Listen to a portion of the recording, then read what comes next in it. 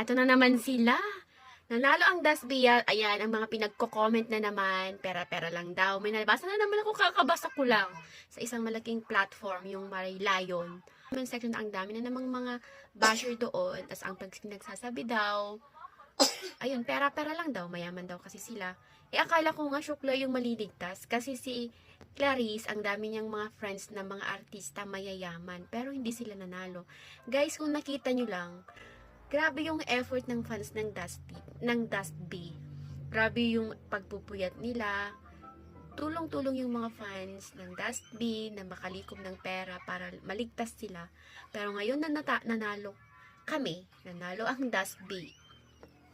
Sasabihin nyo, pera-pera lang. Meron naman po kayong chance, 'di ba? Na mag-effort din.